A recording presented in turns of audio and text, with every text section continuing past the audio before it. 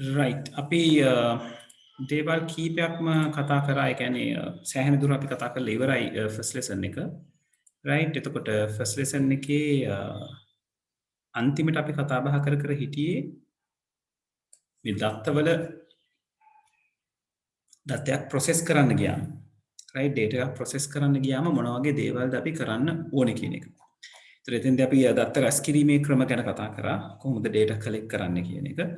Right එතකොට එතනදී අපි කතා කරා විදි කීපයක් තියෙනවා මැනුවලි ගන්න පුළුවන් සෙමි ඔටෝමැටික් අර්ථ ස්වයංක්‍රීය විදිහට ගන්න පුළුවන් සහ ස්වයංක්‍රීය විදිහට දත්ත එකතු කරන්න පුළුවන්. ඊට පස්සේ දත්තවල වළංගු ක්‍රම ටික ගැන කතා කරා.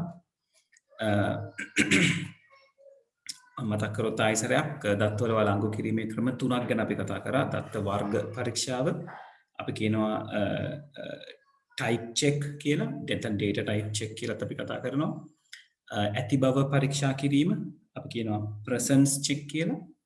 right ඊළඟට පරාසය පරීක්ෂා කිරීම range check කියලා අපි කතා බහ කරනවා.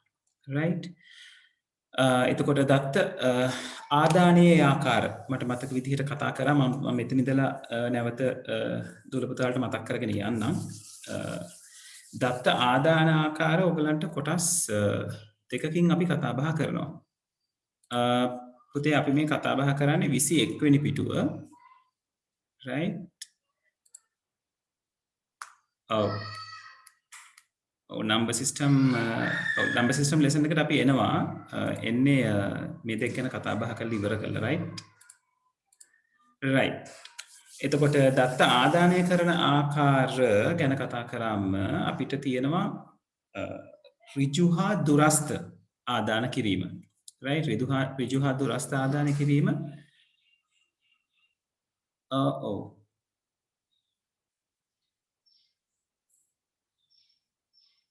right okay නුවන්ත අපි දත්ත සැකසීම කියන තැන ඉඳන් තමයි අද යන්න තියෙන්නේ ලිසක්යා මට මම ඒක ඊට කලින් එකෙන් පටන් ගත්තේ මට චුට්ටක් කියන්න අපි ෂෝට් නෝට් එකට මේ ටික දාගත්තේ නැද්ද ළමයි අපි මොකද ලාස්ට් වීක් මම වීඩියෝ එක රිෆර් කරලා දාගත්තේ නෑ නේද රයිට් ඕකේ අපි ඒ ටික දාගෙන ඉමු අද එහෙමනම් රයිට් ඒක වඩා හොඳයි ඉස්සරහට යන්න කලින් රයිට් මම ඔයගලන්ගේ වයිට් බෝඩ් එක අරගන්නකම්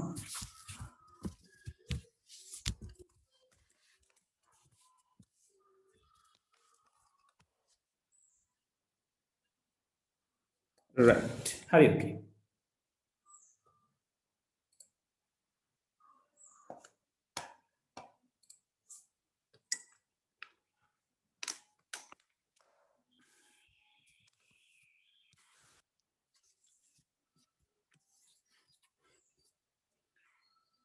හරි 2023 නේ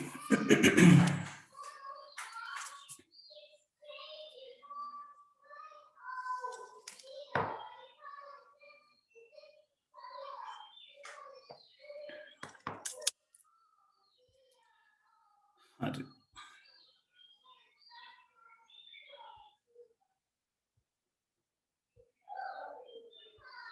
right okay හරි විතර මෘදුකාංග ටික ගැන ලියා ගත්තනේ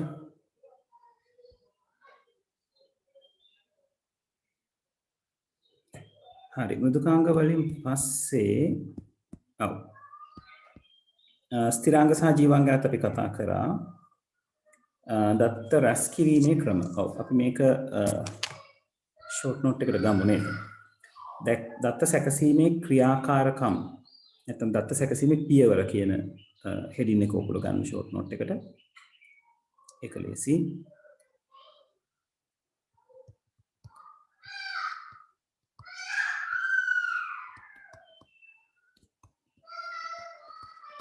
දත්ත සැකසීමේ පියවර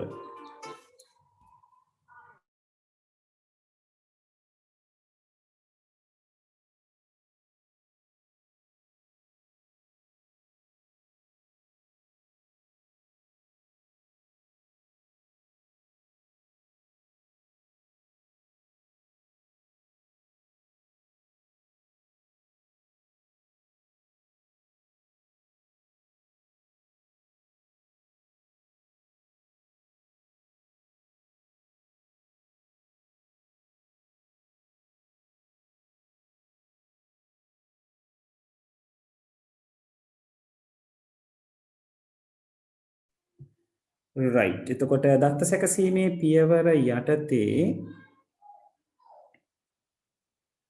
අපි පළවෙනියට අපි අරගමු දත්ත රැස් කිරීමේ ක්‍රම. එතකොට දත්ත රැස් කිරීමේ ක්‍රම අත්‍යුරු අර්ථ ස්වයංක්‍රීය හා ස්වයංක්‍රීය විදිහට කොටස් තුනකට අපි කැඩනවා කියලා කිව්වා. එතකොට මේ පළවෙනි එක්කෙනා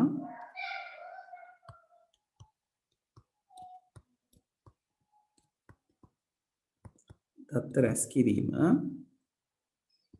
ඒක කොටස් තුනකට කැඩෙනවා.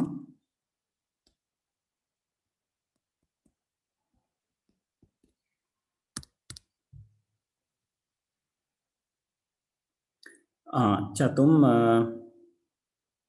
හරි පුතේ මට පන්තියේ මුල ඉඳලා හිටපු දුවෙක් හරි පුතෙක් හරි කියන්න අපි මේ පළවෙනි පාඩමේ ෂෝට් නෝට් එකට කොච්චර පිටු ගාණක් මේ වෙනකොට ඉඩ තියලා තියෙනවද කියලා චතුම් වඩා හොඳයි පුතේ ඔයා කියන්නේ ක්ලාස් එකට ආවයින් පස්සේ යාළුවෙක්ගෙන් පොතක් ඉල්ලගෙන පොඩ්ඩක් ෆොටෝකොපි කරගන්න එක නේද මම හිතන අපි සෑහෙන පිටු ගාණක් දැන් ලියලා කොකට පිටු ගාණක් පොඩ්ඩක් කියන්න මට නම් හිතෙන්නේ චතුම් ඔයා ඔව් නුවන්ත මේ CR පිටු 14ක්ද මේ right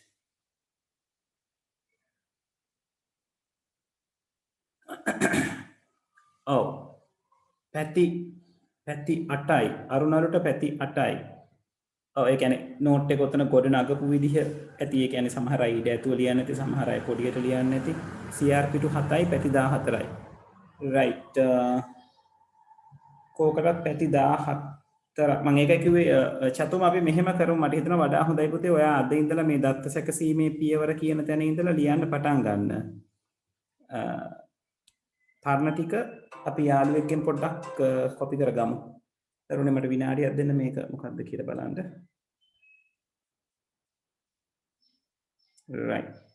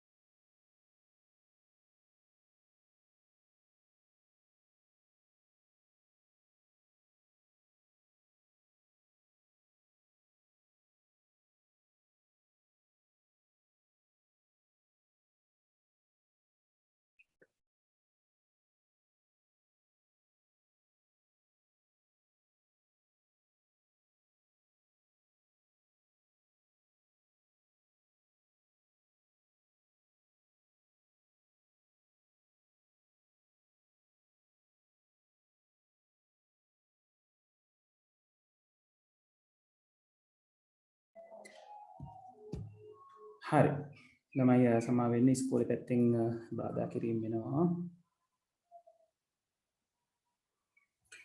right හරි චතුම් මට හිතෙනවා වඩා හොඳ දේ ඔයා දැන් ලියන්න පටන් අරගෙන ඉතිරි ටික පුතේ ෆොටෝකොපි කරලා හරි ඉස්සරහට කනෙක්ට් වෙන එක දැන් කීප දෙනෙක්ම මට රිප්ලයි කරලා තියෙනවා CR පිටු 14ක් ඒ කියන්නේ පැති 14ක් ගිහිලා තියෙනවා කියලා 11ක් පැති 14ක් ඔයා බලන්න මොකද්ද කරන්නේ කියලා right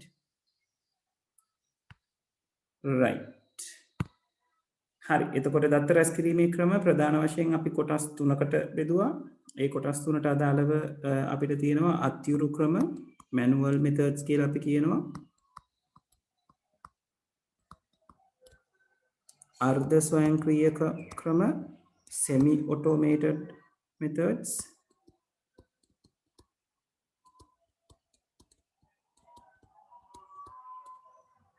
ඊළඟට ස්වයංක්‍රීය ක්‍රම.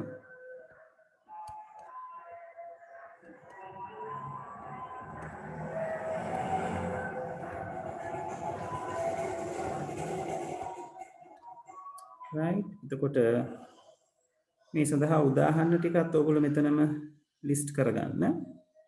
අත්‍යරු ක්‍රමවලට ඔයගොල්ලන්ට ගන්න පුළුවන්. අපි නෝට් එකේ තිබ්බ දේවල් ටිකම ගමු. right සම්මුඛ සාකච්ඡා, ප්‍රශ්නාවලි, නිරීක්ෂණය කිරීම,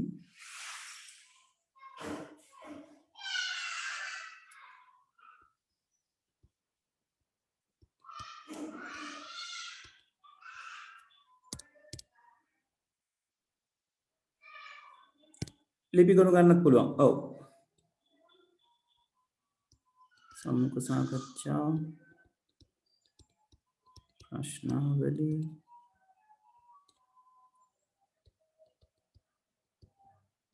නිරීක්ෂණය කිරීම. right එතකොට ඔයගලන්ට සෙටල් වෙනවා ලිපි ගොනු. ඊළඟට තව ක්‍රම තියෙනවා. right ඒ අදාළම පුද්ගලයෙක් එක්ක අදාළ පුද්ගලයෙකු පිරිසක් එක්ක group discussion එකකට යන්න සාකච්ඡා කිරීම. right සම්මුඛ සාකච්ඡා ගොඩක් වෙලාට එන්නේ එක ස්පෙસિෆික් කෙනෙක් එක්කනේ.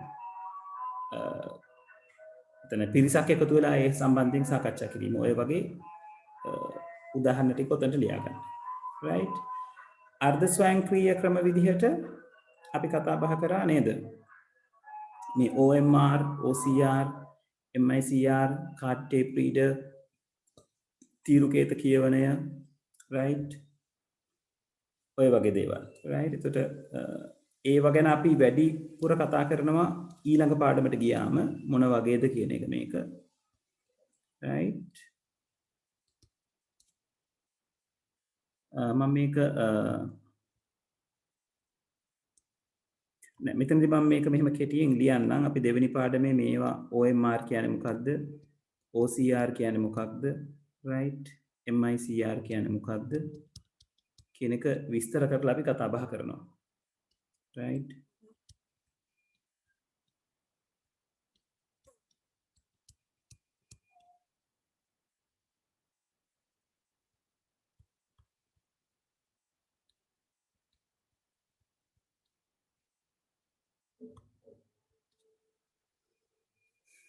right ඒ විදිහට අපිට ඒක දක්වන්න පුළුවන්. ඊළඟට ස්වයංක්‍රීය ක්‍රම විදිහට අපි පාවිච්චි කරා lodgers සහ sensors.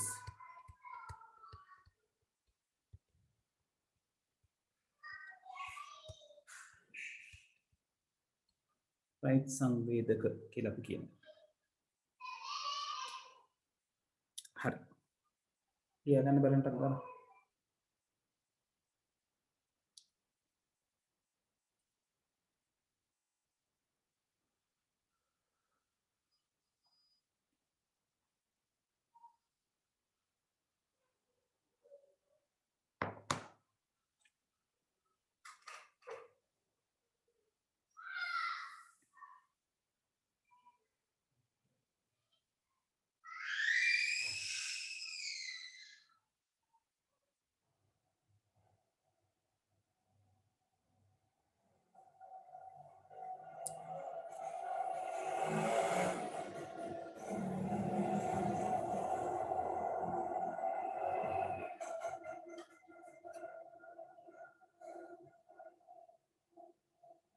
right ඉවරයි නම් මට ටක් ගාලා ඉන්ඩිකේට් කරන්න.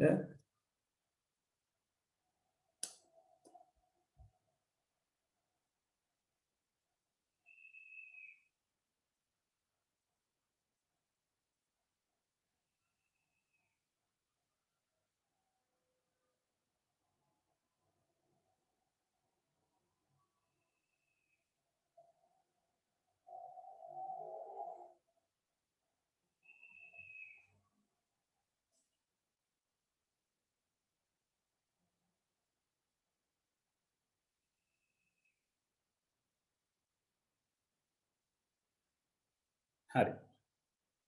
දෙන්නෙක් ඉවරයි. අනිත් අය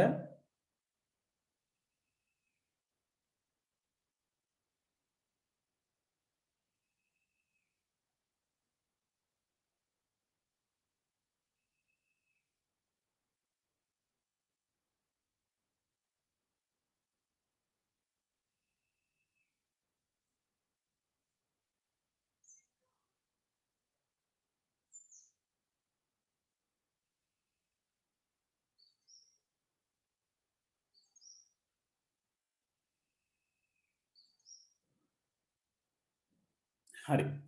අපි මෙතනින් ඉස්සරහට යමු.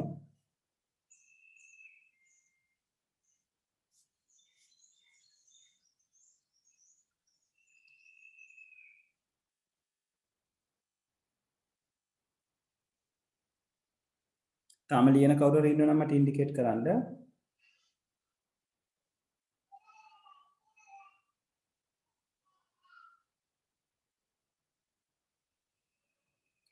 හරි. අපි ඉස්සරහට යනවා. ඊළඟට අපි කතා බහ කරා. දැන් මෙතන තියෙන විස්තර කිරීම ගැන අපිට විශේෂයෙන් ලියා ගන්න අවශ්‍ය නැහැ. ඊට පස්සේ දත්ත වළංගු කිරීමේ ක්‍රම. right? දත්ත වළංගු කිරීමේ ක්‍රමයේදී අපි වර්ග 3යි දත්ත වර්ග පරීක්ෂාව, ඇති බව පරීක්ෂාව සහ පරාසය පරීක්ෂාව. right? ඒක අපි ෂෝට් නෝට් එකට දාගමු.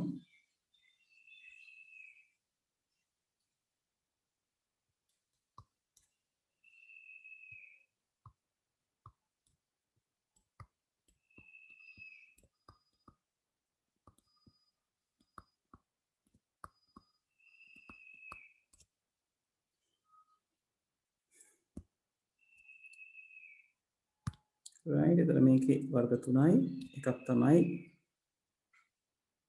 දත්ත වර්ගය පරීක්ෂාව.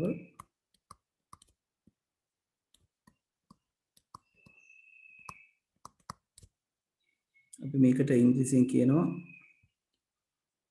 data type check නැත්නම් type check කියලා. right?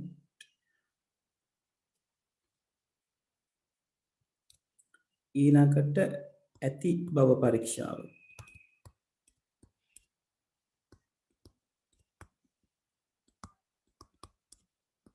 අපි ඔක ඉංග්‍රීසියෙන් කියනවා presence check කියලා.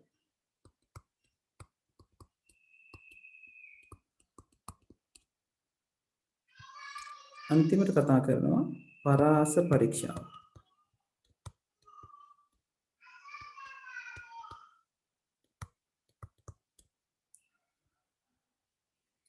range check.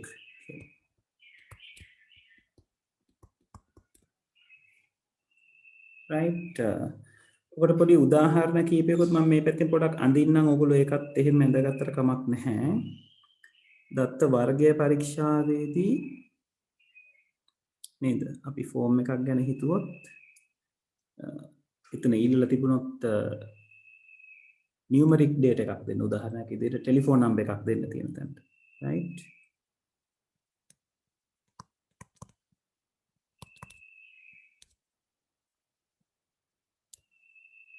right? contact number ඉරලා තියෙන එකක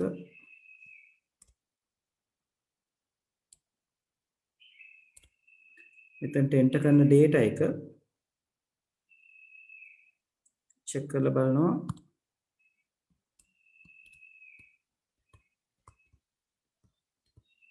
ඉලක්කම් 10කින් යුතු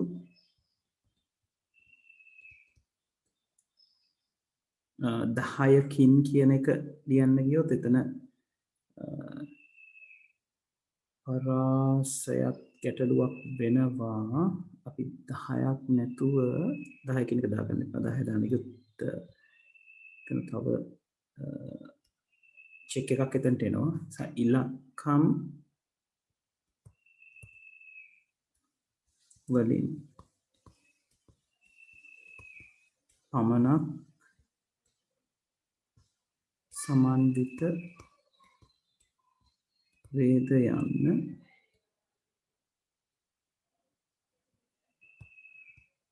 පරීක්ෂා කරයි. right? දත්ත වර්ගය.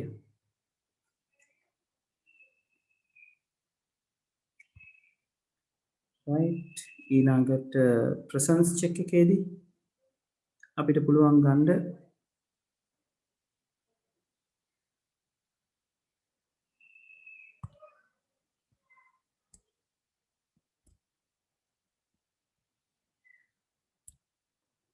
right? ප්‍රසන්ස් චෙක් එකට අපිට කියන්න පුළුවන් මේ වගේ දෙයක් නේද?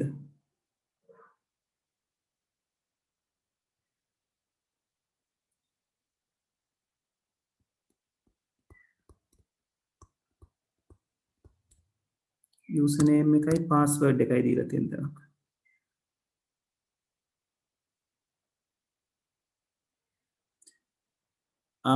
නුවන්ත අපි PHP වල ගොඩාක් ඉගෙන ගන්න යන්නේ නැහැ පුතේ. PHP වල සරල දේවල් ටිකක් මූලික දේවල් ටිකක් තමයි ඉගෙන ගන්නෙ.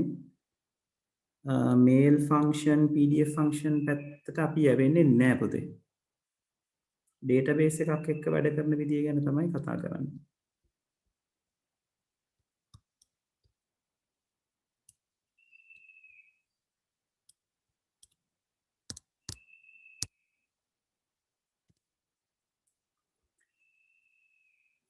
right? මෙහෙම වෙලාවක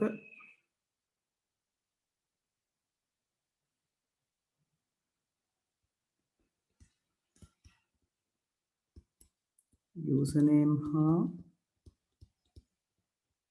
password යන දත්ත දෙකම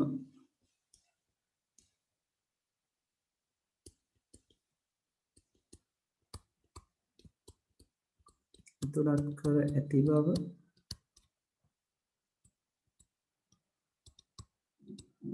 පරීක්ෂා කරයි. right? ඒක තමයි presence check එකට අදාළව අපිට ගන්න පුළුවන්.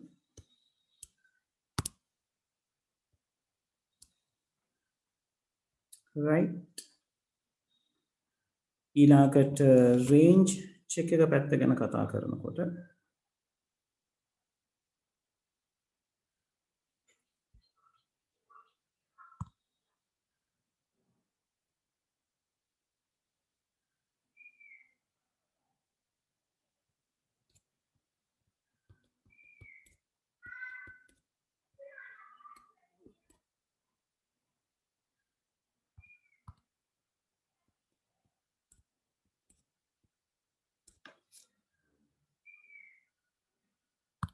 මෙතනදී අපිට කියන්න පුළුවන්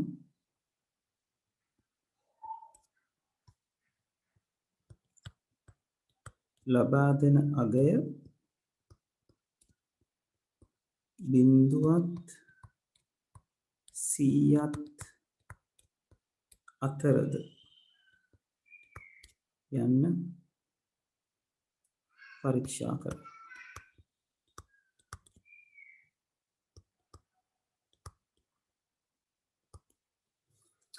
right? ඒතර ඕකෙන් ඔයගලන්ට පුළුවන් ඔය check-ins ಜಾති තුන අඳුන ගන්න.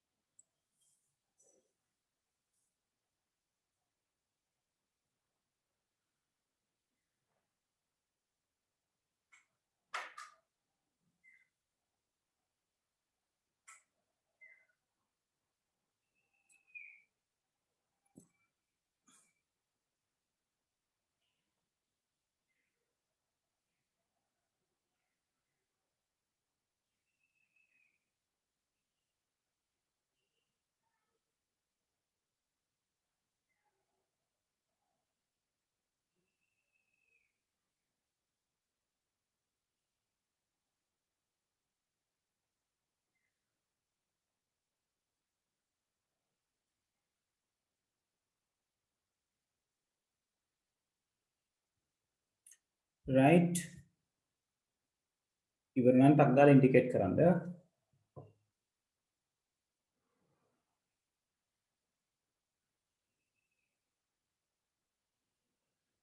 right එක්කෙනෙක් ඉවරයි.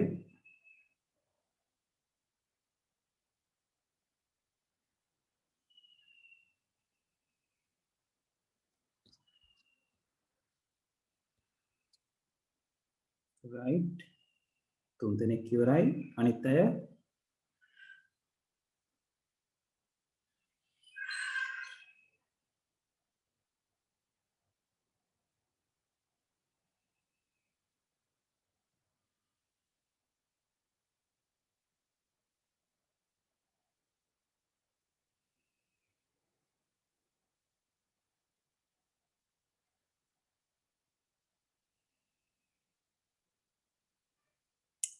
හරි. තාම ලියන කෙනෙක් ඉන්නවද? ඉන්නවනම් මට ඉන්ඩිකේට් කරන්න.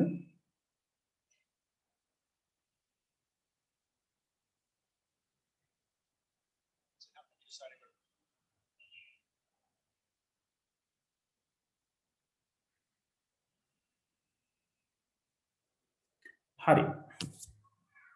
අපි ඊළඟ එකට යමු. එතකොට එතනදි කතා කරනවා දත්ත ආදානයේ ආකාර. right? එතකොට දත්ත ආදානයේ ආකාරවල මම චුට්ටක් නැවත මතක් කරලා යන්නම්. අපි කතා කරා ආදාන කියන්නේ එයාව අපිට විදි දෙකකට වර්ග කරන්න පුළුවන්. එකක් තමයි එක වර්ග කිරීමක් තමයි මේ ඍජු හා දුරස්ත. අපි ඉංග්‍රීසියෙන් කියනකොට direct and remote කියලා. right? එතකොට ඍජු දත්ත ආදානයේදී දත්ත ඍජුවම පරිශීලක මැදිහත් වීමකින් තොරව පද්ධතියට ආදානය වෙනවා. right? දුරස්ත ප්‍රවේශයේදී පද්ධතිය විශේෂ නිර්මාණය කරලා තියෙන්නේ දත්ත ගබඩා කරලා ඒක අවශ්‍ය වේලාවට නැවත භාවිතයට අරගන්න. right? එතකොට ගොඩක් වෙලාවට අපි බාකෝඩ් එකකින් කරන ඉන්පුට් එකක් ඒක ඇවිල්ලා ඩිරෙක්ට් ඉන්පුට් එකක් කියලා අපි අරගන්නවා. right? ඊළඟට ආයතනයක ඇටෙන්ඩන්ස් පැත්ත ගැන හිතුවොත් right? එතකොට ආයතනයේ ඇටෙන්ඩන්ස් පැත්ත ගැන හිතුවොත් දවස ගානේ ඒගොල්ලෝ දත්ත ලබා ගැනීමක් සිද්ධ කරනවා.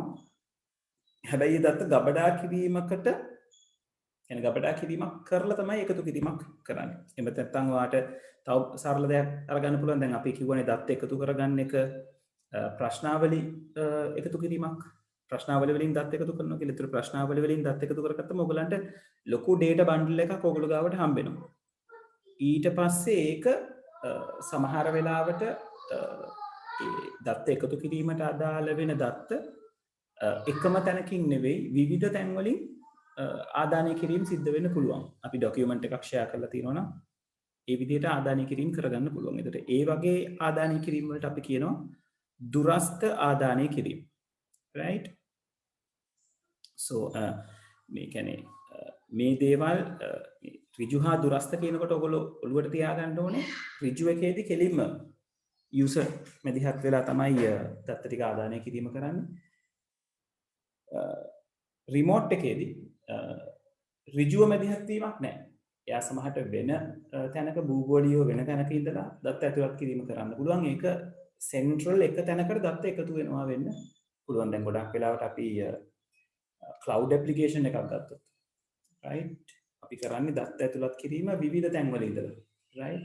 එතකොට ඒ ඩේටාබේස් එකේ ඉන්ටර්නෙට් එකේ යම් කිසි තැනක තියෙනවා එතනට ඔක්කොම දත්ත ටික එකතු වීමක් සිද්ධ වෙනවා.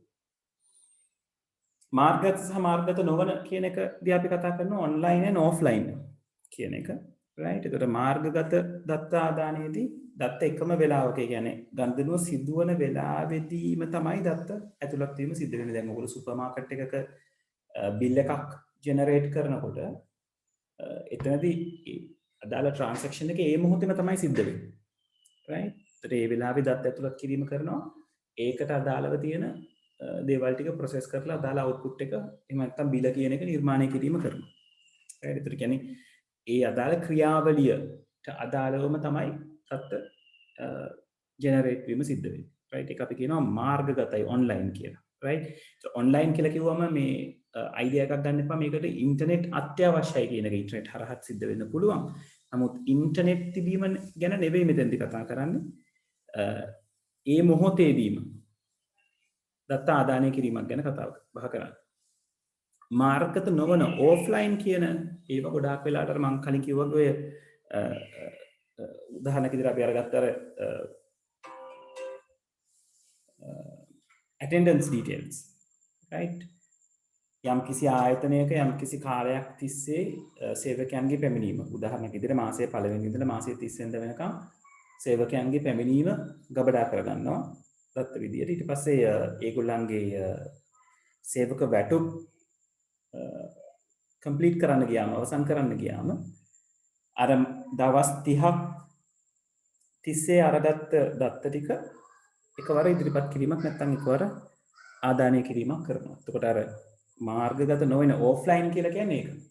රයිට්? කාලයක් තිස්සේ දත්ත එකතු කරලා ඒක නැවත ප්‍රොසෙස් කිරීම සඳහා ආදානය කිරීම. රයිට්? ඔය දෙක තමයි අපි දත්ත ආදානය ආකාර විදිහට කතා බහ කරන්නේ. රයිට්? ඒකත් අපි උතන්ට දාගමු.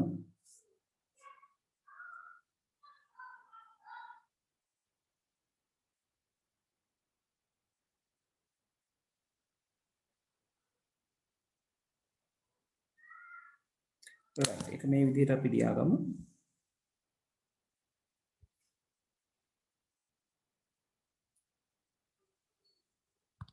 තමයි තුන්වෙනි එකේනා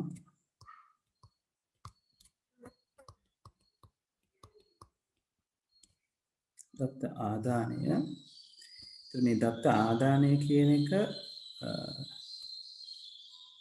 වර්ග දෙකකින් අපිට කියන්නේ අවස්ථා දෙකක් විදිහට අපිට පෙන්වන්න පුළුවන් නේද? එක්කෙනෙක් පෙන්වන්න පුළුවන් ඍජු සහ දුරස්ත කියලා නේ.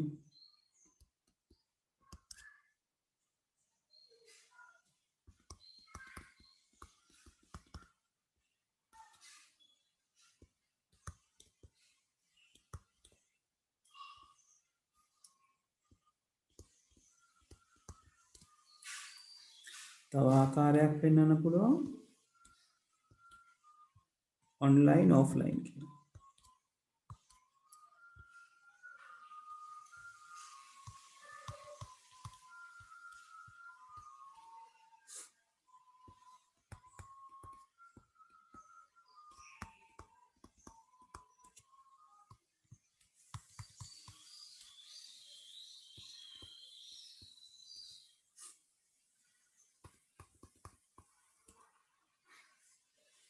right? ඒ විදිහට බෙදනවා කියන එක සඳහන් කරගන්න.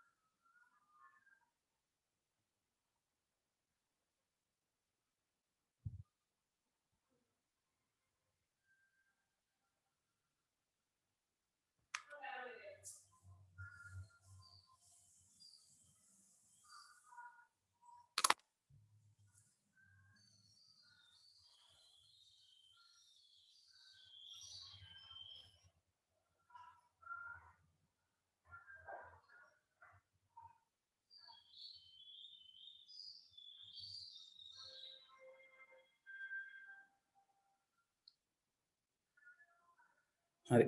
ළමයි මට විනාඩියක් දෙන්න.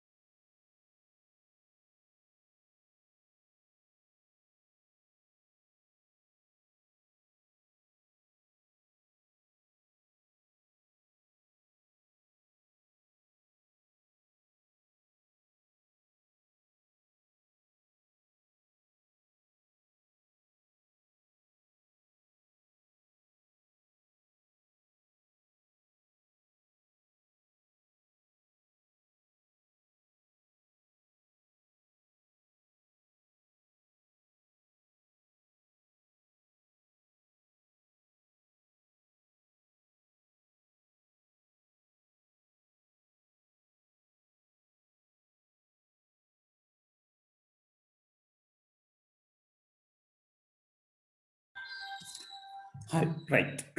එතකොට අපි දත්ත ආදානය කියන එක මේ විදිහට කැටගරි කරගන්න එක කරගන්නවා. රයිට්. එතකොට එතනදී වෙනස්කම් ටික ඔයගොල්ලෝ මතක් කරගන්න ඕනේ මොන විදිහටද මේක සිද්ධ වෙන්නේ කියලා. රයිට්. උවමනා වුණොත් වැඩිදුර බලන්න තමයි නෝට් එක ඔයගලන්ට දෙන්නේ. රයිට්. ඒක අරගන්න බැරි වෙච්ච අය නේද? මේක ටියුට්ස් ටික මම එතනට දීලා තියෙන්නේ දැන්.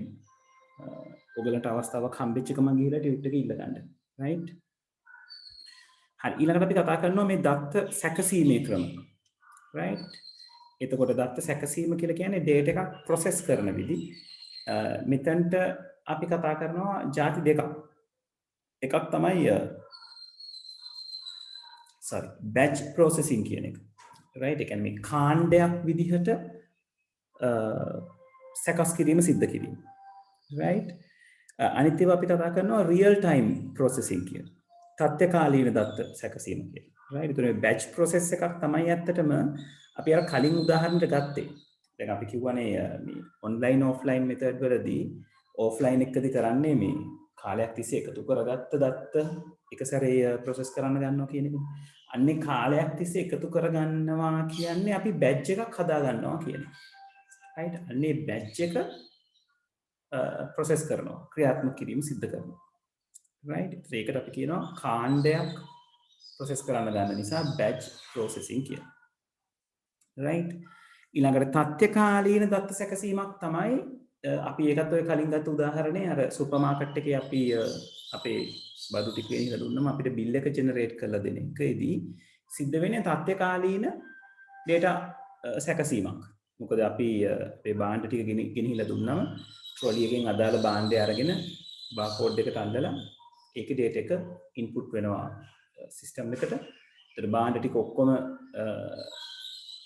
ඉන්පුට් කරලා ඉවරනයින් පස්සේ කම්පියුටර් ඇතුලේ ප්‍රොසෙස් වෙලා අවුට්පුට් එක කියන එක ඔයගලන්ට ලබා දෙනවා. එතකොට එතනදී වෙන්නේ රියල් ටයිම් ප්‍රොසෙස් එකක්. භාණ්ඩයක් දෙනකොට ඒකේ මිල කීයද? ඒකෙන් කීයක් අරගෙන තියනවද? ඒකට දාල මුදල කීයද? තව භාණ්ඩයක් දෙනකොට ඒකෙන් මිල කීයද? කීයක් අරගෙන තියනවද? ඒකට දාල එකතුව කීයද? එතකොට බිල් එක ඉවර වෙන වෙලාවේදී අපි කිව්වොත් අපිට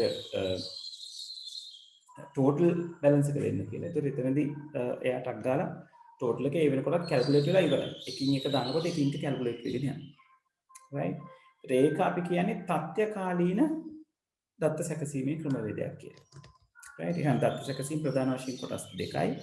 එකක් තමයි batch processing කාණ්ඩ වශයෙන් process කිරීම. අනිත් එක තත්ත්වකාලීන දත්ත සැකසීම. හරි. right. ඒකත් අපි අපේ ෂෝට් නෝට් එකට ගමු. ප්‍රතිදාන ක්‍රම ගැන පොඩ්ඩක් කතා බහ කරලා. right. ප්‍රතිදාන ක්‍රමයි ගබඩා කිරීමයි කතා කරාම මේ කතාව ඉවරයි. ඊට පස්සේ ලබන සතියේ තියෙන්නේ අපිට පොඩ්ඩක් මේ ICT apply වෙන තැන් ගැන චුට්ටක් කතා බහ කරන්න. ඒක අපි ඊළඟ සතියේ තියමු. මේ දෙක ගැන කියලා මේ දෙක ගැන ලියාගෙන. right. එතකොට ප්‍රතිදාන කිරීමේ ක්‍රම කීපයකට ප්‍රදානය කරන එක තමයි soft copy එකක් විදිහට output කරන්න පුළුවන්. අනිත් එක hard copy එකක් විදිහට output කරන්න පුළුවන්. අපි ඉදිරියේදී යම් කිසි දෙයකට පාවිච්චි කරන්න ගබඩා කිරීමක් විදිහට output කරන්න පුළුවන්. right? දැන් soft copy එකක් විදිහට මෘදු පිටපතක් විදිහට output කරනවා කියලා කියන්නේ අපි නිතරම දකින්න ලැබෙන දේ. කියන්නේ monitor එක නැත්නම් TV එකේ right නැත්නම් projector එකක අපි දකින්න හම්බෙන දේ තමයි අපි කියන්නේ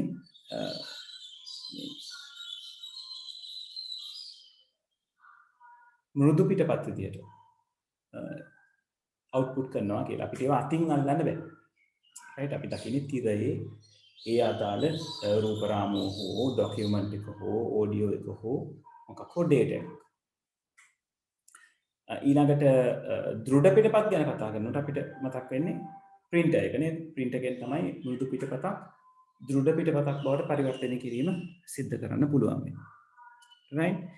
ඒ වගේම තමයි ඉදිරි කාලයේදී භාවිතා කරන්නේ. කියන්නේ අනාගතයේදී භාවිතා කිරීම සඳහා දත්ත ගබඩා කිරීම. දැන් අපි අර ගත්ත උදාහරණය අර මම කියවනේ දවස් 30ක් ඔස්සේ එම්ප්ලොයිස් ලගේ දත් එකතු කිරීම සිද්ධ කරන්න පුළුවන් කියලා. රයිට් ඒගොල්ලන්ගේ මාසය අවසානයේදී පඩිය හදාගන්න. එතකොට එතන ඇත්තටම අර දත් එක කියන්නේ අපි તો ෆින්ගර්ප්‍රින්ට් මැෂින් එකකින් නම් ගන්නේ එයාගේ එන වේලාව සටහන් කිරීම සහ යන වේලාව සටහන් කරාම කොච්චර පැය ගණක් වැඩ කරලා තියෙනවද අමතර පැය ගණක් වැඩ කරලා තියෙනවද කියන එක ගබඩා වෙන්න ඕනේ මාසේ අවසානයේදී ඔය ඔක්කොම ටික සලකා බලලා මුදලක් ලබා දෙන්න. right එතකොට ගබඩා කිරීම ඒ වගේ මතු ප්‍රයෝජනය සඳහා ප්‍රතිදාන කිරීම මතු ප්‍රයෝජනය සඳහා ප්‍රතිදානය කිරීමක්. ඒ කියන්නේ ස්ටෝර් කිරීමක් සිදු කරනවා. මෘදු පිටපත් soft copies විදිහට output කරනවා. දෘඩ පිටපත් hard copies විදිහට output කරනවා. right අවසාන වශයෙන් අපි කතා කරනවා ගබඩා කිරීම. ගබඩාකරණය කිරීම අපි විදි දෙකකට කරනවා. එකක් තමයි local storage එක. අනිත් එක remote storage එක නැත්නම් cloud storage එක කියලා අපි කියනවා. local storage එක කියලා කියන්නේ අපි මොකක් හරි අපි පාවිච්චි කරන පරිගණකයේ හෝ පාවිච්චි කරන device එක තුල ගබඩා කරලා තබා ගැනීම. දැන් ඔයගලන්ට ඔකට බොහොම සමීපම උදාහරණය තමයි ඔයගලන්ගේ Android phone එක හෝ වෙන ඔය Huawei හරි iOS හරි අරගත්තම දැන් ගොඩක් අය හුරු වෙලා ඉන්නවා contacts කියන එක save කරගන්න Google contacts වල.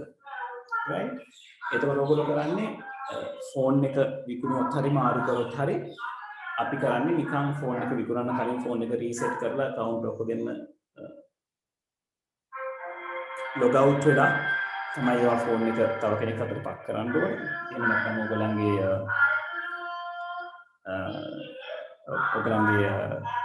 සංවේදී දත්ත නැත්නම් පුද්ගලික දත්ත තව කෙනෙක් අතට පත් වෙන්න පුළුවන්. එහෙමත් නැත්නම් එතනදී අපි කරගන්න ක්‍රමවේදය තමයි අපි ෆෝන් එක රීසෙට් කරලා ඉවර වෙලා කෙනෙකුට විකුණනවා. ඒතර ෆෝන් එක රීසෙට් කරාම ඒකේ තියෙන data ඔක්කොම අපිට අස් කරන්න පුළුවන්. ඊට පස්සේ ඊළඟට ෆෝන් එක ගන්න කෙනා නැත්නම් අපිට අලුත් ෆෝන් එක ආවම අපි කරන්නේ අපේ email account එකකින් log වෙනවා ඒ ෆෝන් එකට. ඒක එහෙම කරපු ගමන් ටක් ගාලා අපේ contacts ටික update වෙනවා. Google එකේ save කරලා තියෙනවා නම්. Google එකේ save කරලා නැත්නම් පාට වෙනම තියෙන contacts ටික වෙනම පරණ ෆෝන් එකකින් අරගෙන අලුත් ෆෝන් එකට අමුතුවෙන් ගබඩා කිරීමක් සිදු කරන්න වෙනවා. right එතකොට ඒ ඇවිල්ලා cloud storage එකක් maintain කරන විදිය. මොකද cloud එකේ අපේ email account එකේ නැත්නම් internet එකේ තමයි අපේ contacts ටික තියෙන්නේ. අපි කරන්නේ contacts පෙන්න ගන්න, එළියට පෙන්න ගන්න අවශ්‍ය app එකක් පාවිච්චි කිරීම. right එතකොට අපේ කම්පියුටර් එක ඇතුලේ දේවල් save කරගන්න එකට අපි කියනවා local storage එකක් කියලා. එතකොට මේ local storage එකක් තියෙනවා. මම දැන් ඔයගලන්ට මේ මගේ note එක පෙන්නන්නේ local storage එකෙන් ගිහිල්ලා. right ඊට පස්සේ remote storage එක ගැන කතා කරනවා. අපි කතා කරන්නේ cloud එකක් ගැන. right හරි අපි එහෙනම් ටක් ගාලා මේ දෙකත් short note එකට දාගෙන ඉක්මනට යමු number system පැත්තට. right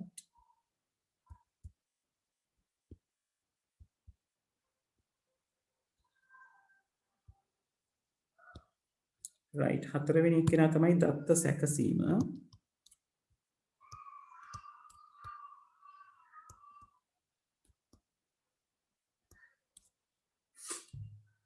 මෙතනදී දත්ත සකසන ක්‍රම දෙකයි. එක්කෙනෙක්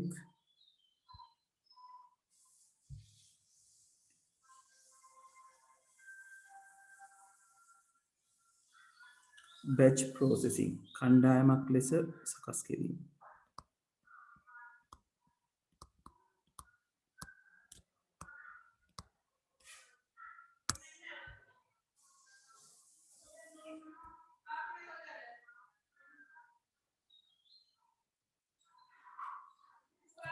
බුද්ධි 10-11ම කියලා අපිට ගන්න බෑ. 10-11 එකේ මට මතක විදිහට මේ දත්ත සැකසීම වගේ දේවල් තිබුණාද කියලා මට මතක නැහැ.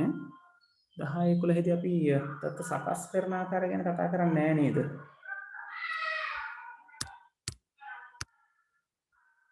ඔව්.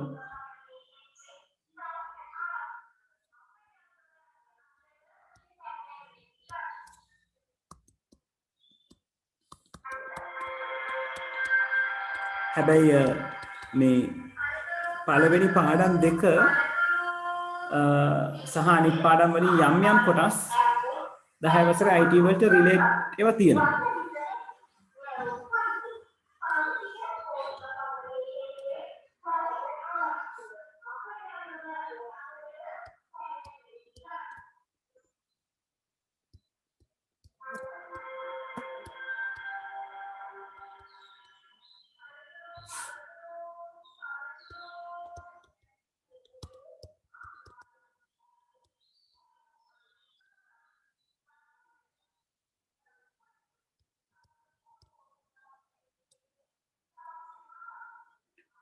රයිට් ඔය තමයි දත්ත සකස් කරන ආකාර ටික.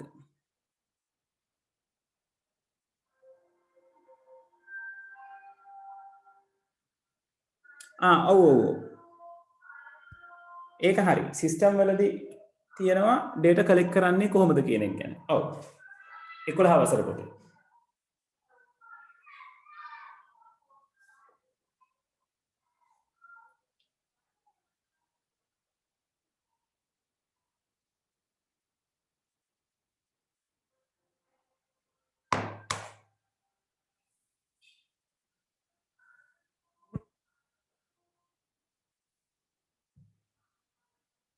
රයිට් ඔයගොල්ලෝ මේක ලියා ගන්න මම මේකට යටින් දත්ත ප්‍රතිදානය ගැන ලියනවා.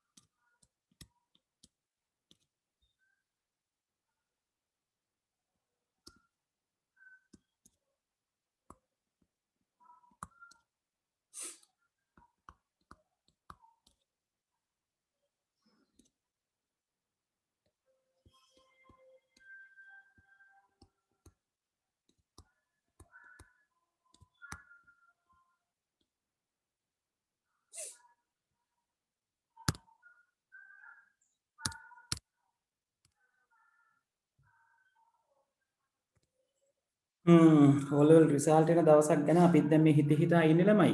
දැනට හිර වෙලා තියෙනවා කියලා තියෙන්නේ ප්‍රැක්ටිකල් සබ්ජෙක්ට්ස් ටිකේ. ඒ කියන්නේ දැන් සෞන්දර්ය විෂයන් වල ප්‍රැක්ටිකල් එක්සෑම් ටික තියාගන්න බැරි නිසා තමයි රිසල්ට්ස් අවුට් කරන්න බැරුව ඉන්නේ. අනිත් දේවල් ටික ලෑස්ති කියලා තමයි ආරංචිය.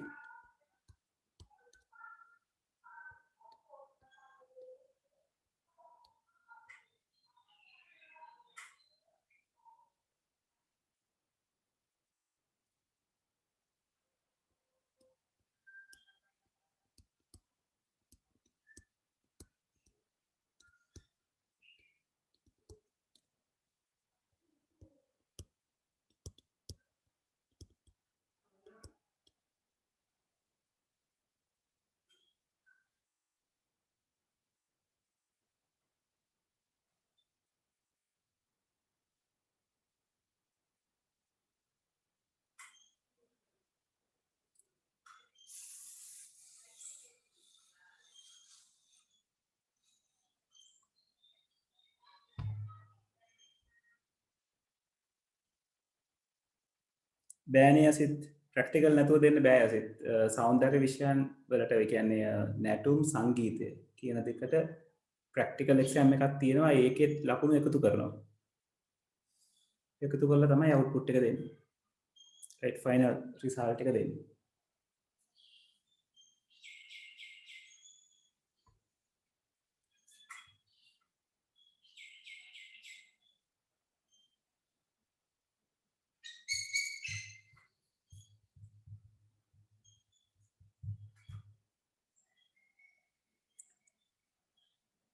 හරි මං හිමින් අන්තිම කෙනා ගැනත් ලියනවා ගබඩා කිරීමේ ක්‍රම. නැත්නම් දත්ත ගබඩා කිරීම.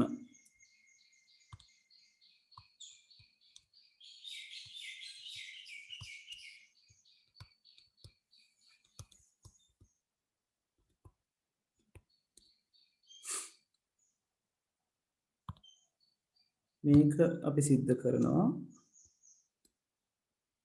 එකක් තමයි ලෝකල් ස්ටෝරේජ් එකේ.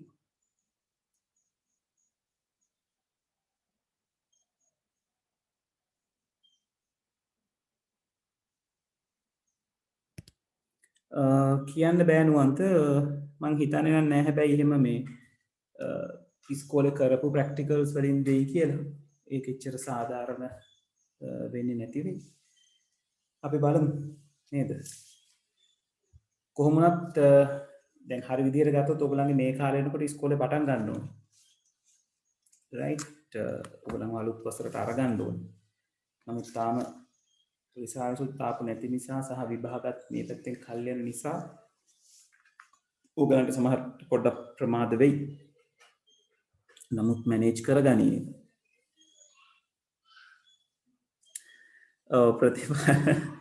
සැනිරු මං කියන්නම් ප්‍රතිපාදන කියන්නේ මොනවද කියලා.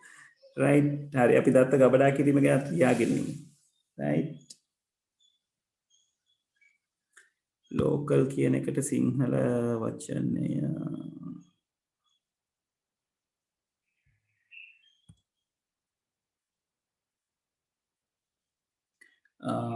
මේකට අපි කොහොමද කියන්නේ?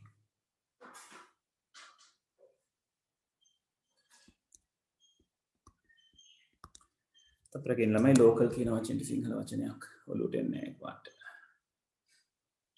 ලෝකල්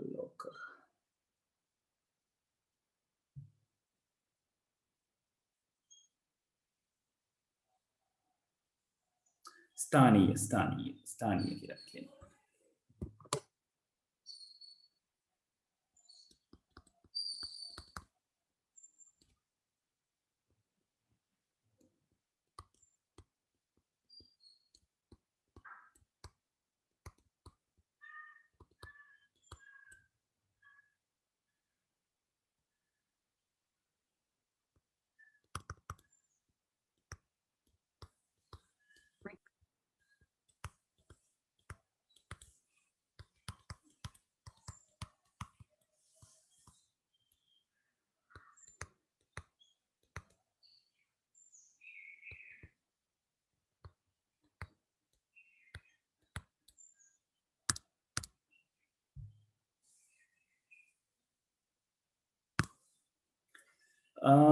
ප්‍රතිපාදන වලට කියන ඉංග්‍රීසි ටර්ම් එක හොයලා කියන්න ඕනේ පුතේ. මට ලොකුවට එහෙම මතකයක් නෑ ප්‍රතිපාදන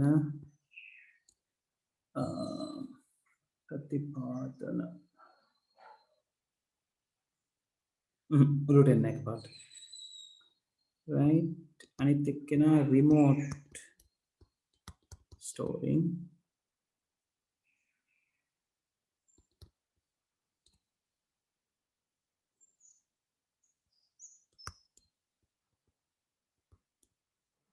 දුරස්ත ගබඩා කිරීම.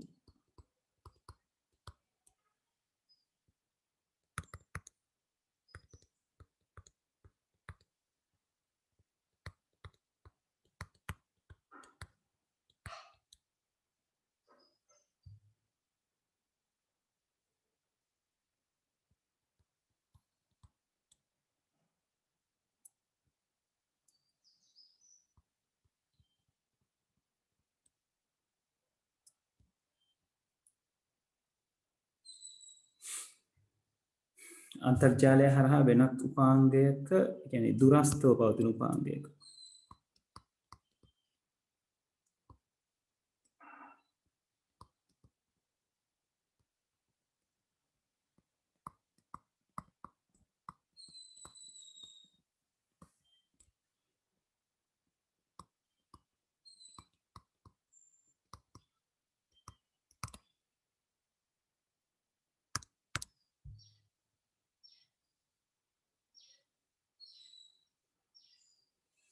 නිපුණ තාම නෑ ප්‍රක්ටිකල් නැතුව ලකුණු දෙනවා කියන එකක් තාම නෑ මොකද ඒගොල්ලෝ එහෙම කරන එකකුත් නැහැ මොකද සාමාන්‍යයෙන් විභාගයේ තියෙන සම්මත ක්‍රමවේදයක් තියෙනවනේ ඒක සිලබස් චේන්ජ් එකක් නැතුව එකපාරට එහෙම වෙනස් කරන්නේ නැහැ ඒක අසාධාරණයි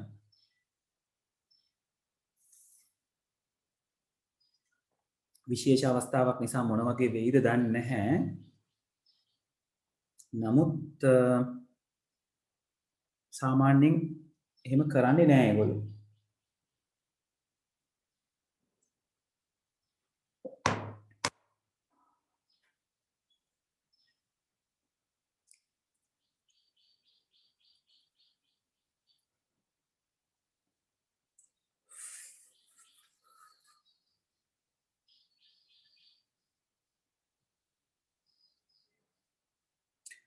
හරි ඉවරද ළමයි මේක ලියාගෙන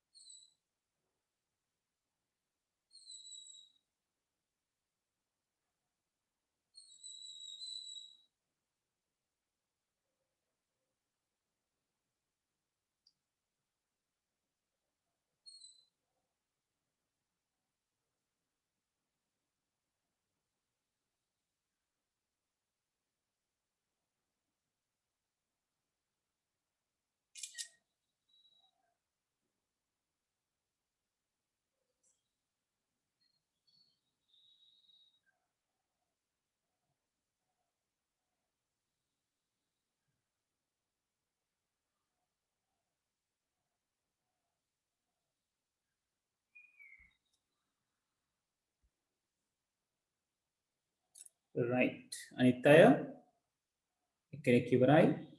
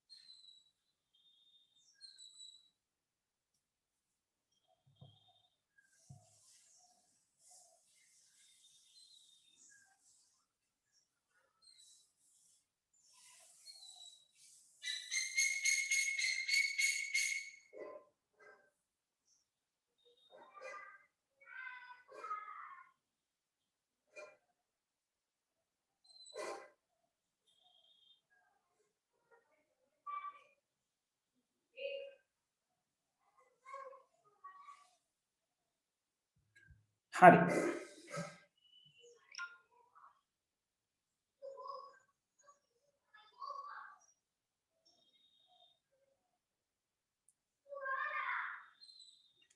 right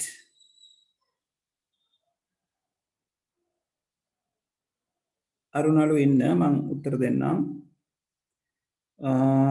ළමයි මෙන්න මෙතන පොඩි දෙයක් මග ඇරලා තියෙනවා මගේ ටියුට් එකේ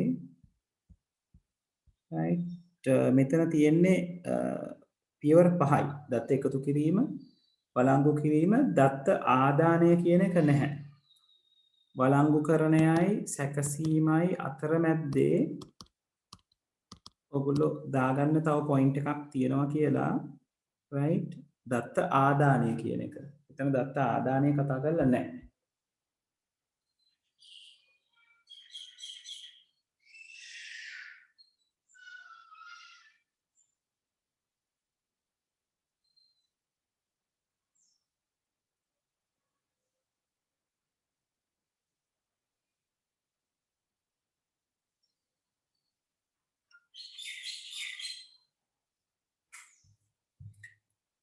හරි. ඉවරද?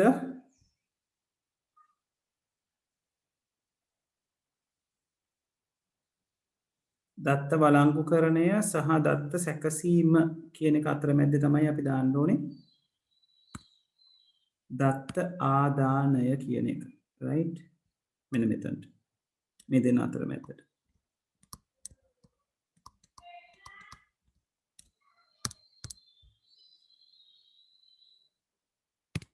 ඔව් 21 පිටුවේ ඇති පුතේ මං කිව්වේ මෙතන සෙටල් කරලා නැති නිසා මම මෙතන මේ සැකසීමේ පියවර කියලා ලියලා තියෙන තැන ඒ පියවරේ නැහැනේ ඒක නිසා ඒක දාගන්න නැත්නම් නැවත බලනකොට ඔයගොල්ලෝ නිකමට හරි මේක බලලා කන්ෆ්ලික්ට් වුණොත් ප්‍රශ්නයක් වෙනවා right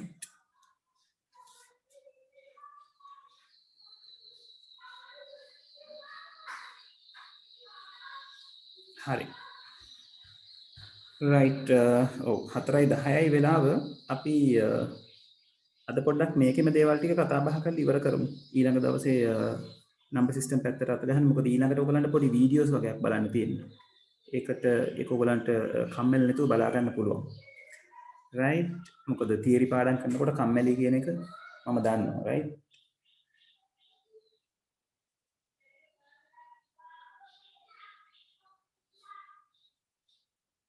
හරි ඔයගලන්ගේ ෂෝට් නෝට් එක අවසානයේ මේ ක්‍රියාවලිය සිද්ධ වෙන ආකාරය හරියට ලියා ගන්න නේද කියන්නේ අපි මේ කතා කරේ මාතෘකාව අපි දැන්නේ මේකට දත්ත සැකසීමේ පියවර කියලානේ.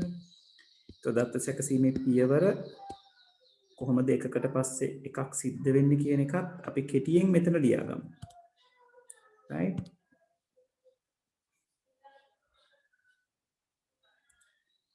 right එතකොට මේක සිද්ධ වෙන්නේ කොහොමද? දත්ත එකතු කිරීම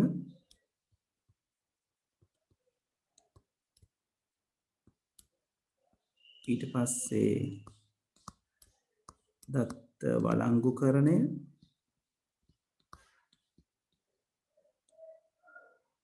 ඊට පස්සේ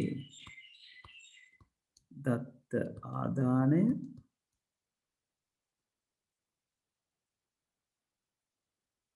right එකට පස්සේ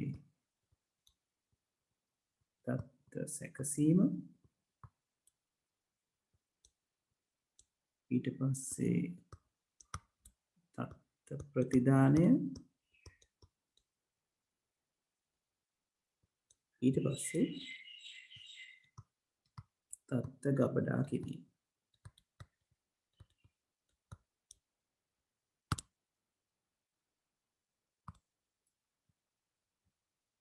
right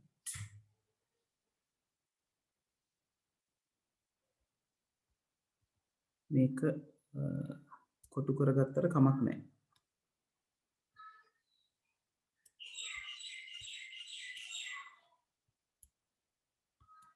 දත්ත සැකසීම කෙටියෙන් ඔහොම තමයි සිද්ධ වෙන්නේ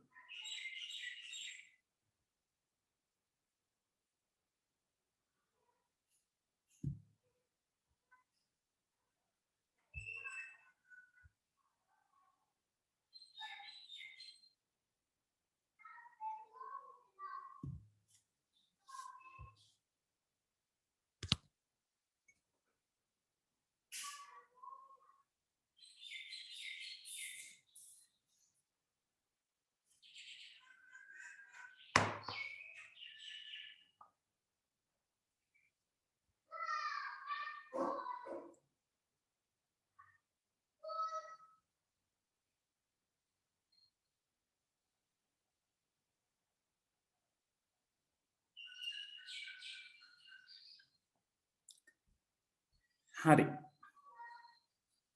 යෙසිත් අපි 4:00 තමයි සාමාන්‍යයෙන් ඉවර වෙන ටයිම් එක කියලා තියලා තියෙන්නේ 3 ඉඳලා 4:00 වෙනකම් පැයකමාරයි ඔන්ලයින් ක්ලාස් එක තියෙන්නේ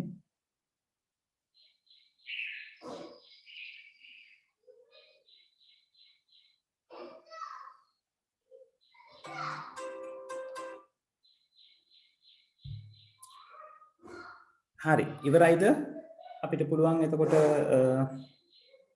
ඊළඟට තියෙන ටොපික් එකට යන්න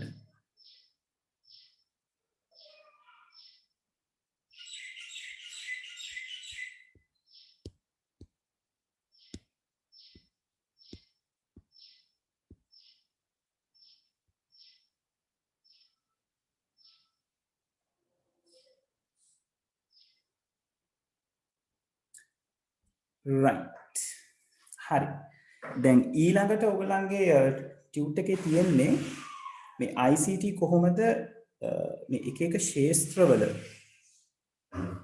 යොදාගන්නේ කියන එක right දැන් ඔයගොල්ලෝ හිතුවොත් සාමාන්‍ය ඔයගලන්ගේ ජීවිතේ මේ සාමාන්‍ය දවස ගෙවෙන ආකාරය ගැන හිතුවොත් නේද ඔයගොල්ලෝ දෙපාන්තර නැගිට්ටම නේද මූණකට හොදලා ඔයගොල්ලෝ ගොඩක් වෙලාට ඉස්කෝලේ සමග සම්බන්ධ වෙනවා වෙන්න පුළුවන් දැන් ඔන්ලයින් right ඒ කියන්නේ අධ්‍යාපනයේට ICT යොදාගෙන එක තැනක් එතන right ඊළඟට ඔයගලන්ට මේ මොහොතේ රෝහලකට වගේ දෙයකට ගොඩක් කට්ටිය යන්න හරි බයයි. ඒතර ගොඩක් වෙලාට අපි නේද ඕඩොක් වගේ ඇප්ලිකේෂන්ස් මගින් වෛද්‍යවරයා හම්බ වෙනවා. right අපි අපේ බෙහෙත් ටික අපි ප්‍රෙස්ක්‍රිප්ෂන් එක ෆොටෝ එකක් යවලා ගෙදරට ගෙන්න ගන්නවා. ඒ කියන්නේ හෙල්ත් වලට සෞඛ්‍ය ශාස්ත්‍රයට අදාළව ICT යෙදෙන තැන්. right ඊළඟට අපිට දැන් ගමන අභිමනා කියන්න උනාම නේද?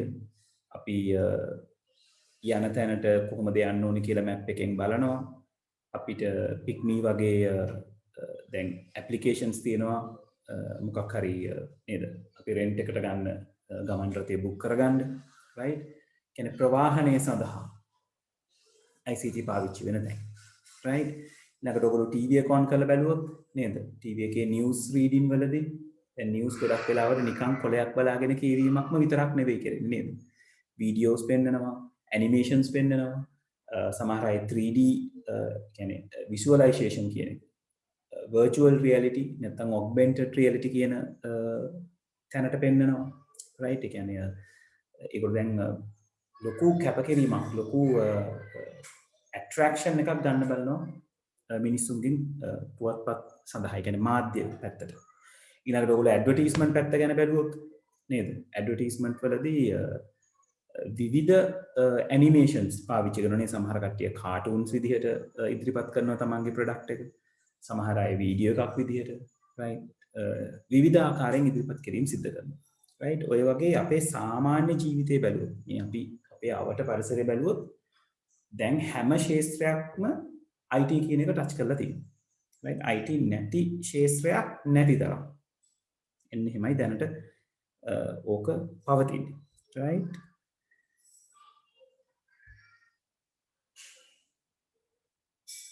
right හරි නෝන්ත මම කියන්නම් හරි එතකොට ඕක සම්බන්ධයෙන් පොඩි ප්‍රසන්ටේෂන් එකක් තියෙනවා මම මේ ගුරු ගෙදර ප්‍රෝග්‍රෑම් කරනකොට හදපු right ඔව් මේ තියෙන්නේ ඒකට හදපු ප්‍රසන්ටේෂන් එක. ඒතර මේ අධ්‍යාපනය සම්බන්ධයෙන්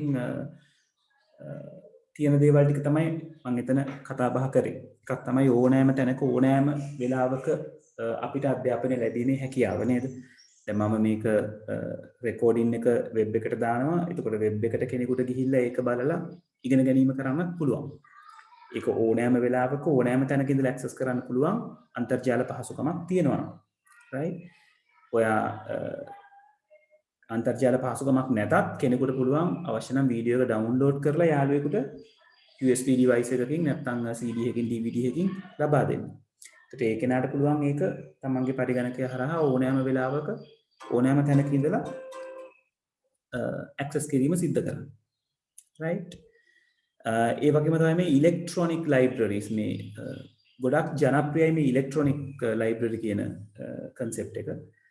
දැන් සාමාන්‍ය ලයිබ්‍රරි එකක එක ගැන හිතුවොත් අපිට ලයිබ්‍රරි එකට යන්න ඕනේ පොත් ණයට ගැනීම කරන්න ඕනේ මේ ඉස්කෝලේ ලයිබ්‍රරි එක ගැන හිතුවොත් නේද ඊළඟට පොත් ප්‍රමාණය සීමිතයි නම් මේ ඔයගලන්ට ඉස්කෝලේදී අත්දැකීම් ඇති ලයිබ්‍රරි එකෙන් පොත් අරගෙන තියෙන අය තමන් කැමතිම පොත ඔයාට කලින් තව එක්කෙනෙක් අරගත්තොත් එයා නැවත බාර දෙනකන් ඉන්න ඕනේ ඒක ඔයාට අරගන්න නේද ඒ වගේ අපහසුකම් වලින් මිදෙන්න පුළුවන් ලයිබ්‍රරි එක ඉලෙක්ට්‍රොනික නම්. හරිද? ඒකට ඉලෙක්ට්‍රොනික ලයිබ්‍රරි එකක ඔයගලන්ට දකින්න හම්බෙන්නේ e-books, ඉලෙක්ට්‍රොනික books. එතකොට ඉලෙක්ට්‍රොනික බුක් එකක් අර ණයට ගන්නවා කියලා දෙයක් කරන්නේ නැහැ. ඒක අපි කරන්නේ ෂෙයා කරන එක. නේද? ඔයාට පුළුවන් ඉලෙක්ට්‍රොනික ලයිබ්‍රරි එකක් එක්ක රෙජිස්ටර් වෙන්න. රෙජිස්ටර් වුණාම ඔයාට පුළුවන් අදාළ පොත ඇක්සස් කරලා බලන්න. ඔයා බලන වෙලාවෙම මට පුළුවන් ඒ පොතම මටත් ඇක්සස් කරලා බලන්න පුළුවන්. ඔයාට එක පිටුවක් කියවන්න පුළුවන්, මට වෙන පිටුවක් කියවන්න පුළුවන්. මට වෙන්නේ මේ අදාළ රිසෝස් එක ෂෙයා වෙන එක. රයිට්? ඒ වගේම තමයි කාලය ඉතිරි වෙන එක. රයිට්? අපිට පරිශීලනය කරන්න පුළුවන් පොත් ප්‍රමාණය සීමාවක් නැහැ. ලයිබ්‍රරි එකේ තියෙන පොත් කොච්චරද? ඒ e-books ඔක්කොම ටික අපිට පරිශීලනය කරන්න පුළුවන්. රයිට්? ඊට පස්සේ ඔයාලට copy paste කරගන්න දේවල් නේද? ඔයාලට මොනවා හරි උපුටා ගැනීම කරන්න අවශ්‍ය නම් ඒක බොහොම ලේසියෙන් කරන්න පුළුවන්. ඒ වගේ ගොඩාක් පහසුකම් ඉලෙක්ට්‍රොනික ලයිබ්‍රරි එකක් කරහා හම්බ වෙනවා. රයිට්? ඒ වගේම තමයි මේ ස්වාධීනව අධ්‍යාපනය ලැබීමේ පහසුකම. මෙතන මේ මගේ අතින් වැරද්දක් වෙලා තියෙනවා. මගේ අතින් නෙවෙයි විතර මෙයාව ඉංග්ලිෂ් වර්ඩ් එකක් විදිහට ගන්නකොට සිංහල එක පළවෙනි කෙනා කැපිටල් කරන නිසා මේ ගැටලුව අපිට එනවා. මෙයාව සිම්පල් ලකුරක් කරාම සයන් එන්න ඕනේ. ඔව්. රයිට්. ඒතකොට ස්වාධීනව අධ්‍යාපනය ලැබීමේ පහසුකම කියන්නේ ඕගලන්ට පුළුවන් උවමනාව තියෙනවා නේද? ඉස්සර සාමාන්‍යයෙන් උවමනාව තියෙන කෙනෙකුට අනිවාර්යෙන් ලයිබ්‍රරි එකක් පුවත්පත් සංග්‍රහ වගේ දේවල් කියවලා කරුණු හොයන්න වෙනවා. හොයාගෙන තමයි එයා තමන්ගේ දැනුම වැඩි දියුණු කරගන්නේ. අදට ඉන්න අයට ඒක එහෙමම තමයි. හැබැයි දැන් ඔක්කොම දේවල් ටික තමන් ළඟ ඉන්ටර්නෙට් කියන පහසුකමත් එක්ක අපිට මොනවා හරි දෙයක් ගැන දැනගන්න අවශ්‍ය නම් අපිට සර්ච් එන්ජින් එකක ටයිප් කරා ඕන තරම් ආටිකල්ස් තියෙනවා ඉන්ටර්නෙට් එකේ කියවන්න, ඕන තරම් වීඩියෝස් තියෙනවා ඉන්ටර්නෙට් එකේ බලන්න, රයිට්? e-books තියෙනවා පරිශීලනය කරන්න. ඒතර ඒ වයින් පුළුවන් ඔයාට ඉගෙන ගන්නවා කියන එක කරන්න. දැන් ගොඩාක් වෙලාවට අපි යමක් ඉගෙන ගන්න ගියාම දැන් විශේෂයෙන්ම ප්‍රෝග්‍රෑමින් ලැන්ග්වේජ් එකක් ගැන දැනගන්න ගියාම ගුරුවරු විදිහට අපි කරන දේ තමයි ඒක. අපි ඒක ප්‍රෝග්‍රෑමින් ලැන්ග්වේජ් එක කන්සෙප්ට්ස් ඉගෙනගෙන තියෙනවා. ඒකට අදාළව අනිත් ප්‍රෝග්‍රෑමින් ලැන්ග්වේජස් කියව ඒක ඉන්ට්‍රොඩියුස් කරලා තියෙන කට්ටියගේ වීඩියෝස් බල අපි දේවල් ඉගෙන ගන්නවා. රයිට්? එතකොට ඒ වගේ ඕගලන්ට කැමති පැත්තක් ගැන හොයන්න පුළුවන්. රයිට්? e-libraries ටිකක් මම බලලා දෙන්නම් පුතේ. මමත් e-library එකක් එක කන්ටැක්ට් නැහැ. මම බලලා කියන්නම් මොන වගේ ඒවත් තියෙන කියලා. අපිට e-taksalawa වෙබ්සයිට් එකේ e-library එකක් තියෙනවා. ඒකේ ගොඩාක් දේවල් තියෙනවා. සිතියම් වර්ග, පොත් ඒ වගේ දේවල්. e-taksalawa වෙබ්සයිට් එක කියලා කියන්නේ ඕනම කෙනෙකුට ගිහිල්ලා ඇක්සස් කරන්න පුළුවන් තැනක්. රයිට්? ඒක අපේ සබ්ජෙක්ට් එකට අදාළව තියෙන ගොඩක් රිසෝස් එතන තියෙනවා. රයිට්? හරි. ඊළඟට අපේ පැත්තට අරගත්තම ගුරුවරුන්ගේ පැත්තට ගොඩක් වීඩියෝස්, ඔඩියෝස්, රයිට්? ඇනිමේෂන්ස් වගේ දේවල්. දැන් මම ඊළඟට ඔයගලන්ට වීඩියෝ එකක් පෙන්නනවා. ඒක මම අරගන්නේ YouTube එකෙන්. ඒත් YouTube එකේ ඔයගලන්ට ගැලපෙන ඒ වීඩියෝ එක මට හොයාගන්න මේ ICT කියන එක මට උදව් වෙනවා. රයිට්? දැන් අපි මේ කරන සංවාදය, රයිට්? මේ කරගෙන යන ඉගෙන ගන්න ක්‍රියාවලියක් අපිට ICT වල එක යෙදුමක් කියලා පාවිච්චි කරගන්න පුළුවන්. රයිට්? ඉගෙනුම් කළමනාකරන පද්ධති භාවිතය. දැන් මේ මම මෙතන ඔයගලන්ට පොඩි වීඩියෝ එකක් දාලා තියෙන්නේ e-taksalawa ගැන. e-taksalawa කියලා කියන්නේ ටීචර්ස් ළම එකතු වෙලා හදලා තියෙන වෙබ්සයිට් එකක්. ලංකාවේ ඉන්න හැම ටීචර් කෙනෙක්ම වගේ. රයිට්? ඒකට ඒක ඇතුලේ ගොඩාක් ෆැසිලිටිස් තියෙනවා. ඒකේ ශ්‍රේණියෙන් ශ්‍රේණියට වෙන් කරලා තියෙනවා. ඔයගලන්ට අදාළ ශ්‍රේණියක් ඇතුළට ගියාම මේ ශ්‍රේණිය ඇතුලේ තියෙන කන්ටෙන්ට් එක තමන්ගේ විෂයට අදාළව තියෙන ක්‍රියාකාරකම්, ඊළඟට ඒකට අදාළව තියෙන කියවන්න තියෙන පොත්, ඔයගලන්ගේ අච්චු පොතේ සොෆ්ට් කොපි එකක්, රයිට්? ඔය කියන ඕනම දෙයක් ඔය තියෙන ගොඩාක් දේවල්. ඕනම දෙයක් කියලා කියන්න බෑ, මේකේ අඩුපාඩුකම් තියෙනවා. ගොඩාක් දේවල් ඔයගලන්ට අරගන්න පුළුවන් ඒ එක මාතෘකාවට අදාළව. රයිට්? ඒක නිසා ඉගෙනුම් කළමනාකරන පද්ධතියක් නැත්නම් ලර්නින් මැනේජ්මන්ට් සිස්ටම් එකක් අපි නැත්නම් කෙටියෙන් කියනවා LMS එකක් කියලා. ඒක හරි වැදගත්. ඕගලන්ගේ පැත්තට විතරක් නෙවෙයි LMS එකක් වැදගත් වෙනවා ටීචර්ස්ලාගේ පැත්තට උනත්. මොකද LMS එකකින් පුළුවන් අපි හරියටම LMS එකක් ස්ප්‍රෙඩ් කරොත්, හරියට සෙටප් කරගත්තොත් අපිට පුළුවන් විභාග පවත්වලා ඒකෙන් ලකුණු අරගෙන ඕගලන්ව ග්‍රේඩ් කරලා මේ සාමාන්‍ය ඉස්කෝලේක සිද්ධ කරන සම්පූර්ණ ක්‍රියාවලියම LMS එකක් ඇතුලේ සිද්ධ කරන්න. ඊටත් වඩා හොඳට. හැබැයි දුරස්තයි. රයිට්? ඉතින් මම විශ්වාස කරන හොඳම ක්‍රමය තාමත් දුරස්තව නෙවෙයි අපි හම්බෙලා ඉගෙන ගන්න අධ්‍යාපනය. නමුත් මේ තියෙන තත්ත්වත් එක්ක සමහර ලාවට අපේ ඉගෙනීම කියන එක ඒ තැනට ගොඩනගෙන්නත් පුළුවන්. රයිට්? ඒක විකල්ප ක්‍රමයක් තියෙන අවස්ථාවට අනුව හැඩ ගැහෙන්න. right? මෙතන කතා කරලා තියෙන්නේ ඔව් distance learning. ඔය distance learning කියන එකත් එක්කත් LMS කියන එක සෑහෙන ගැට ගැහෙනවා. ලෝකයේ ගොඩාක් universities තියෙනවා. ඔයගොල්ලෝ අහලා තියෙනවා edexcel කියන qualification, edexcel qualification එක දෙන universities, right? තව ගොඩාක් universities තියෙනවා online education, distance education තියෙන.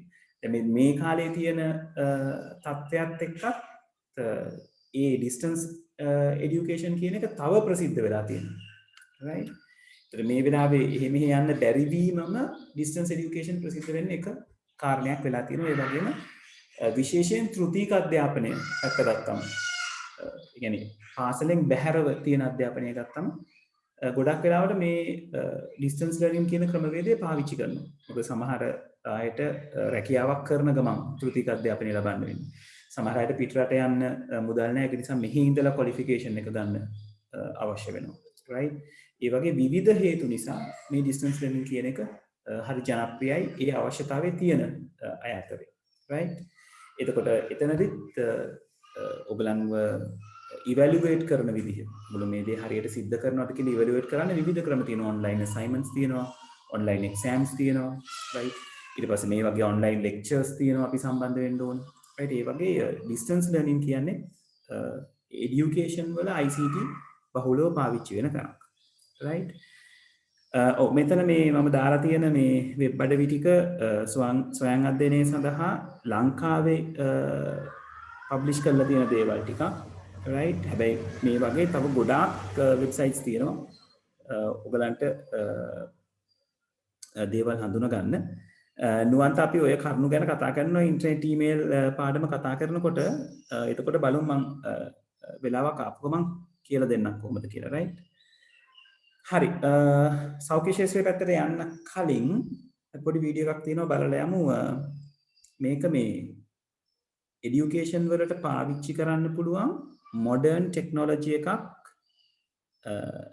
මේක මේ වීඩියෝ එකේ නම් පෙන්නන්නේ educations වලට පාවිච්චි කරපු තැනක් නෙවෙයි. ඒක හඳුන්වා දෙන වැඩසටහනක්. ඔයගොල්ලෝ අහලා තියෙනවද HoloLens එක ගැන? ඒක Microsoft එකෙන්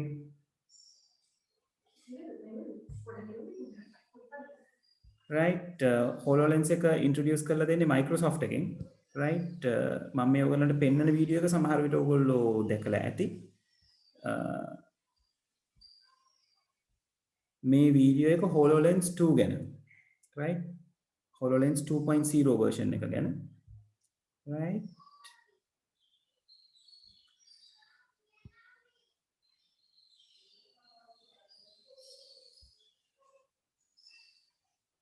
right? 10 වසරයටත් මම පෙන්නන්නේ මේ ටිකම තමයි. right? හරි. පොඩ්ඩක් මේක බලමු.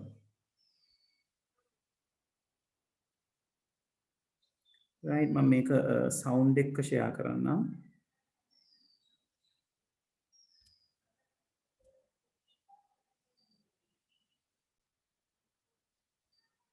Now, it's a pleasure to be here in Las Vegas to present to you. Now, I get invited to do keynotes across the globe. And while it's easy for me to be here in Las Vegas, it isn't always easy for me to travel across the world. And even when I do, I can't always speak the local language. Well, what if neither language nor distance mattered for me to deliver a fantastic keynote? What if technology could help me be anywhere I needed to be and speak any language I wanted? Well, it can. We are bringing together the power of mixed reality and Azure AI services to create a truly game-changing experience. What you're about මෙයා කියන්නේ මෙයාට ගොඩක් වෙලාවට keynotes දෙන්න. ඒ කියන්නේ සමන්ත්‍රණ පවත්වන්න එක එක තැන්වල එක එක වෙලාවල් වලට යන්න වෙනවා. ඒක එහෙම එක එක තැන් වලට යන්නේ නැතුව එකම තැන ඉඳලා ඒක කරන්න හැකියාවක් තිබුණොත් කොච්චර හොඳද? ඒ හැකියාව දැන් මේගොල්ලෝ අරගෙන තියෙනවා කියන එක තමයි කියන්නේ. to see is an exact hologram of me wearing the same outfit that we recently captured at a mixed reality studio. And I don't speak Japanese, but what if I wanted to deliver my keynote in Japanese? Using Azure AI technology, I can translate my English into Japanese and train it to sound exactly like me. The same voice tones, those same inflections. Now we brought this together, my hologram and Azure AI, to show you what's possible. So first, I'm gonna put on my HoloLens 2 here, and then we'll flip in the room to the special camera so you can see exactly what I'm seeing. Let's get started. First, let me introduce you to Mini-Me.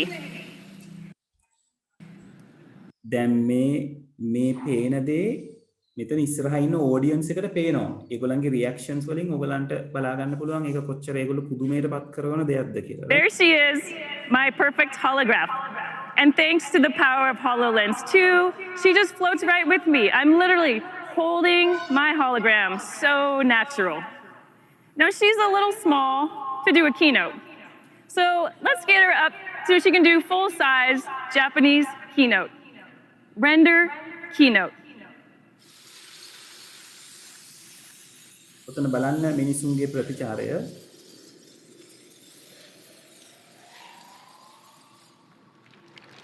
ホログラムになることには本当に驚くべきことがあります。私たちは最新の複合現実キャプチャ技術を使用し、私のホログラム right මෙතන තියෙන අනිත් විශේෂත්වය තමයි ළමයි මෙයා මෙච්චර වෙලා ඉංග්‍රීසියෙන් කතා කරපු කතාබහ නැත්නම් මෙයා දෙන්න බලාපොරොත්තු වෙන ඉන්න කතාබහ තමයි මේ ජපනීස් වලින් එයාගේ හොලෝග්‍රෑම් එකක් ඉදිරිපත් කරන්නේ.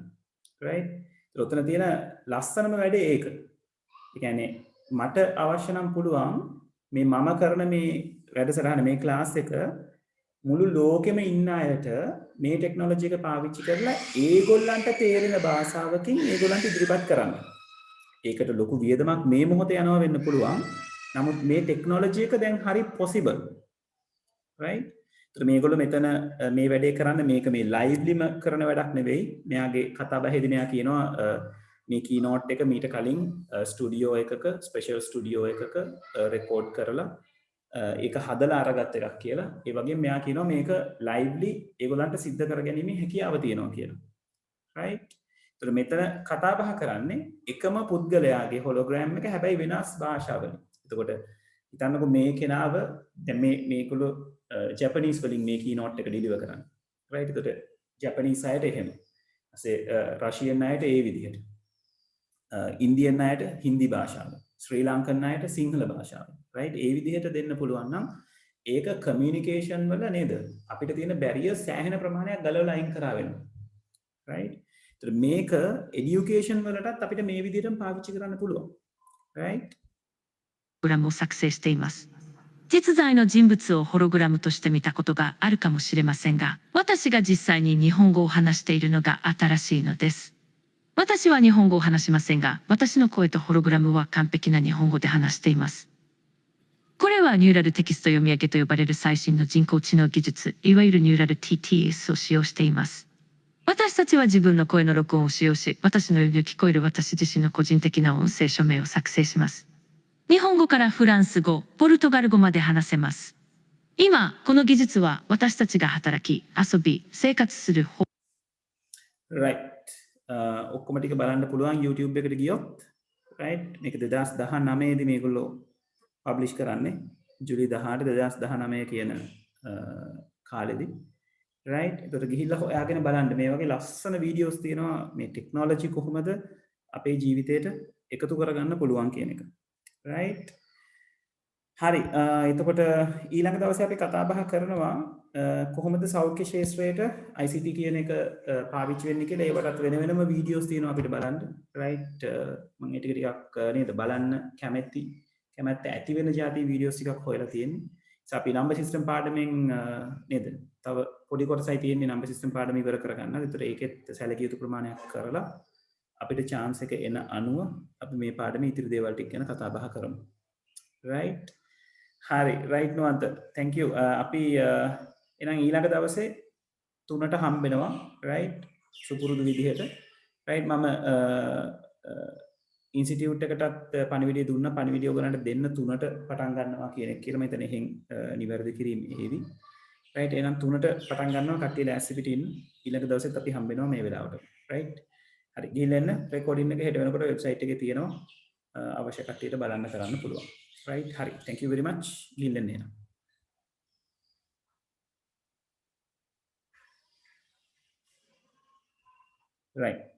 right okay thank you very much හැමෝම thank you